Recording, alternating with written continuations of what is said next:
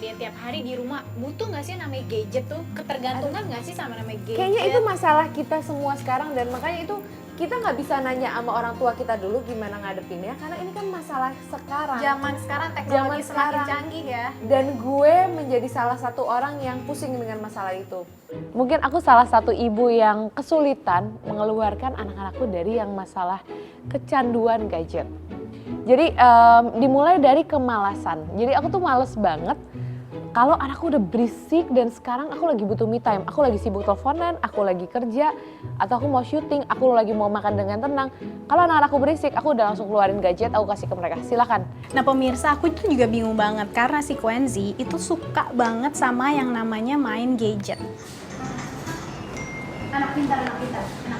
Mama ambil ya. Mana? Mama nggak tahu kita marah-marah, mama ambil. Yuk mau yang mana? Mama nggak tahu kita ngomongnya yang baik. Yang mana? Itu gue dulu gitu, tapi sekarang enggak. Anak gue sama gadget sekarang biasa aja, nggak ngeliat itu sesuatu barang yang wow. Misalnya nih kayak makan harus pakai Nah. si gadget itu sendiri. Dulu gitu, dulu tuh makan, mau ngerayu mandi, nangis. Kalau gue mau pergi apa segala tuh disodorinnya pakai gadget. Baru makan, baru mandi, baru nangisnya berhenti. Kalau kita mau pergi dia anteng jadinya gitu, tapi sekarang enggak. Sekarang makan tanpa gadget? Tanpa gadget. Bisa makan? Bisa. Gimana nih caranya? Nah, Yuk makan sambil ini ya. Lumayan Masih. sebenarnya, nggak selalu pakai gadget sih, Iya. tapi dengan ada gadget tuh makan tuh jadi lahap. Karena kan dia kan nggak lahap. Oh my god, dia nggak pakai Tuh. gadget aja pasti ya. Gimana pakai gadget itu dengan mudahnya? Q kan masih umur segitu tuh masih lebih gampang buat lo untuk mudahin. Jadi kalau gue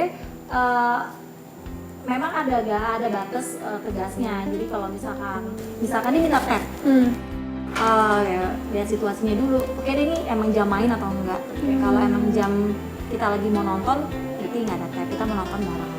Kita jam habis tuh ya akhirnya gue bilang oke boleh 2 permainan, 2 game. Kita harus liatin. Oke udah 2 game dan anak-anak mau kok 2 game nih ya. Lagi boleh nggak? Nanti ya kalau udah selesai makannya habis, jadi kayak reward. Akhirnya ke posisi reward. Jadi kalau abis ini kita mau makan, kamu selesai makan, aku kasih deh 1 permainan kayak gitu.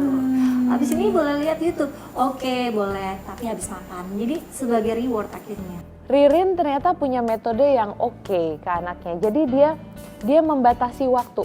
Oke, kamu boleh main gadget, tapi itu adalah sebuah reward, bukan kebiasaan.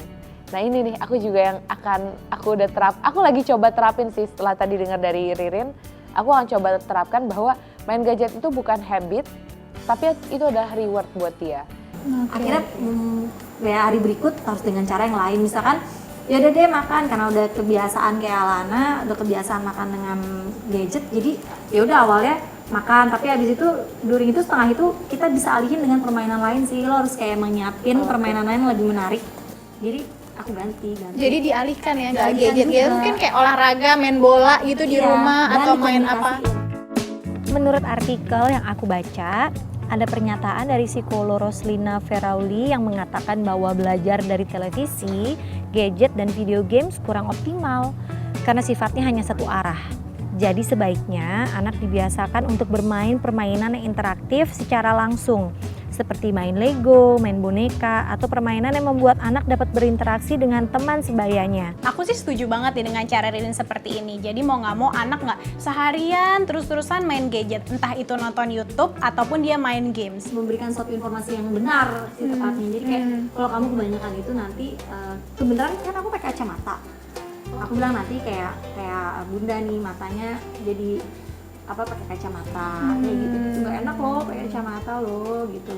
Jadi komunikasi terus lama-lama ya sebulan 2 bulan, tapi hari-hari ya lo harus ngomong hari-hari terus-terusan lama-lama. Sebenarnya harus oke. dimulai dari kita juga sih. Iya. Dimana ketika ada anak-anak dekat kita nggak terlalu sibuk sama yang namanya gadget. Aku juga sempat browsing tentang efek negatif gadget untuk anak. Yang pertama, ya ini adanya resiko terkena radiasi, di mana pancaran sinar dari gadget ternyata membahayakan kesehatan mata si kecil. Yang kedua, akan terjadi sebuah kebiasaan atau kecanduan pada anak. Nah, kalau udah begini, anak jadi nggak lagi berminat untuk berinteraksi dengan orang lain. Berarti emang gadget tuh bahaya banget buat mata dan buat kepedulian sosial anak. Iya. Itu emang serem banget. Tapi kalau si Bill sekarang sih selain dia lihat YouTube, selain dia main, sekarang dia seneng banget nelfon gue. Jadi dia udah bisa pakai yang namanya FaceTime. Dia juga kaget tiba-tiba lagi syuting satu hari.